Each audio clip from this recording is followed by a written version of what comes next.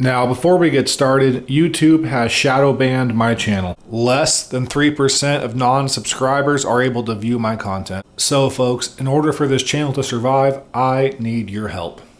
So please like the video, subscribe to my content if you are new, and share everywhere. Share in the groups, share in the forums. Hell, you can even print out my picture, post it in a public bathroom with my YouTube link. Put a nice long hole underneath it and say free blade polishing. Let's make it awkward, folks. Let's get the word out. Let's have fun. It's already 2020, so fuck the weirdness. This whole year is already weird enough as it is. Anyways, folks, let's get started with the actual video. How you doing today, folks? And welcome to the first category of my 7-part series for Knife of the Year. I'm going to do 7 videos, 7 different categories of knives, and I'm going to combine all 7 of those at one point in time to make my overall Knife of the Year pick. These are all knives that I have acquired within the 2020 calendar year. Some of them are older knives, some of them are brand new. Either way, they arrived into my collection within 2020. These have all been used, in some cases absolutely abused, but irregardless, I have a very solid idea of how they perform in the long run and how they use, cut, and carry. Now, on to the easy part. What is the worst knife OTF-wise of 2020 I have acquired? That's easy.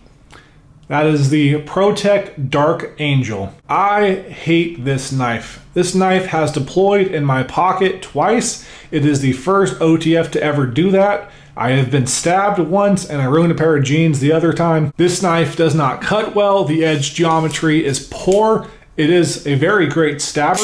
The action is unremarkable to say the very least. I'm not really a fan of single actions to where you have to hold this button down, take this piece, and then manually close it up.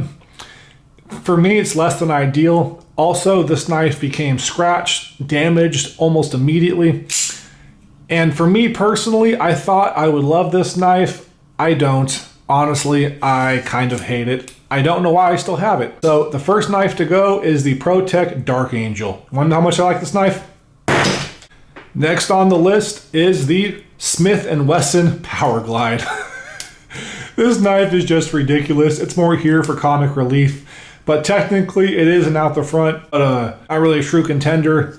But it at least is better than the Dark Angel. Also, this knife is heavier than anything else on the table. This thing is an absolute tank. Next up is the Heretic Wraith. Now, to be clear, folks, I cannot stand those long videos where someone's going, what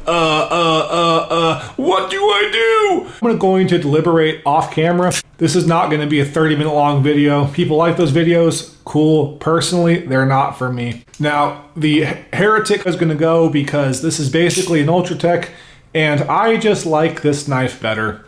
This is a good knife. It's not great. This is better, at least in my opinion. Next up is going to be the Heretic Hydra. I actually love this knife. It is one of my favorites, but it is not my favorite, and honestly, I enjoy the Halo 6 more. That is the only reason this is going away. This is a great knife. I highly recommend it. I just like bigger knives, and the Halo 6 is an absolute monster. Next up is going to be the Benchmade Autocrat. This is a good OTF, but not a great one, and the price tag on this is genuinely absurd. It does feature a very smooth opening mechanism. Honestly, there's no real tension required at all. You pull it down, goes in, pull it up, goes out. Very smooth, very enjoyable, great ergonomics, but for me, just not an overall of the year.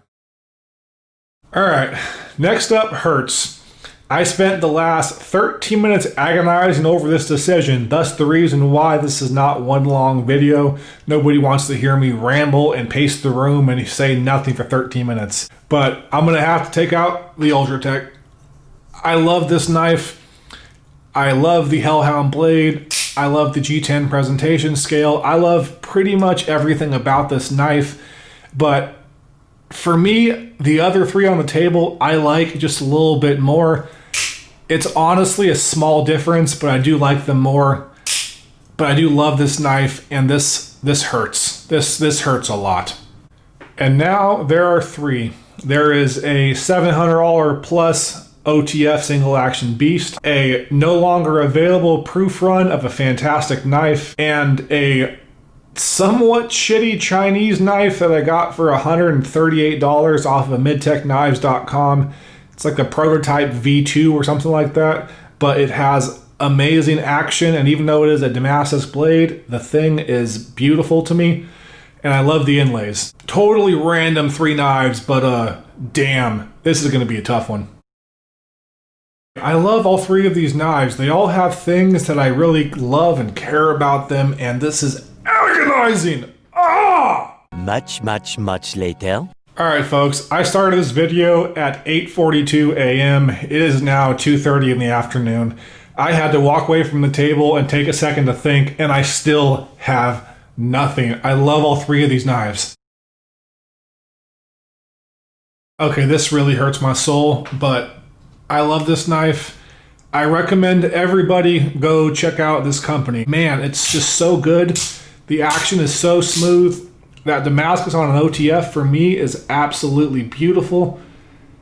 I love this knife, but ultimately it's going to have to go. But man, if you can find these, check them out. They are so good. They are so good. God, now how do I decide on this one? They're both beauties and they're both beasts and I love them. Oh man. I don't know why I do this to myself. This is why I don't do like top 10 and top 5 videos. This hurts my soul. Alright folks, it is evening. I started off this video at around 8 o'clock in the morning. It is almost 11:30 at night right now, and this has ruined my entire day. I have spent all day thinking about this and agonizing about this and trying to distract myself and failing. This video has taken up my entire day and my entire soul, and I am broken the fuck down. But I'm ready. Begrudgingly, I am ready. I'm sorry, folks. I totally lied to you. I am not ready. I have to sleep on this. I can't do it. Alright, it is morning. I barely slept last night. So this is going to ruin my entire life if I don't just do it. So I'm going to boil this down to the knife that I think I'll miss the most. And that's going to be... Fuck! 15 minutes later. Alright, Kyle. You can do this. I don't know why this means so much to me. I still own all of these knives. Like, why does this matter so much? Why is this ruining my life? I'm not going to sell any of these.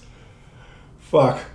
Alright, it breaks my heart, but I'm going to take away the Halo 6.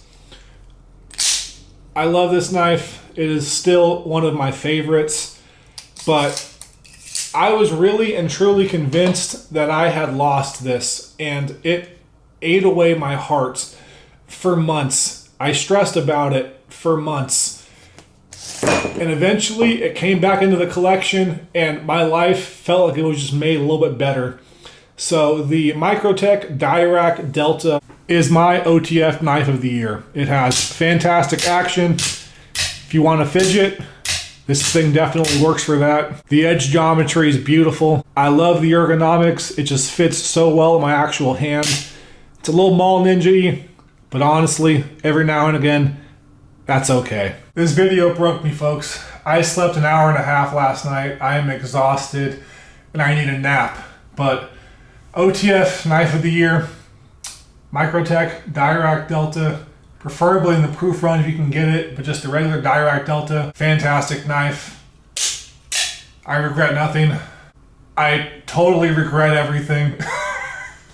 This is the knife of the year. It's the knife that should have won. I am questioning everything right now. I'm just going to stop now. I need to stop stressing. The video is done. I'm going to edit it, put it out in the morning, and the world can decide if I'm a fool or not, but I love this knife. I need a nap. Take care, folks. A little longer than a few minutes later. I just had a panic attack and anxiety shaved off my pretentious mustache. I have 6 more of these videos. I am not going to sleep.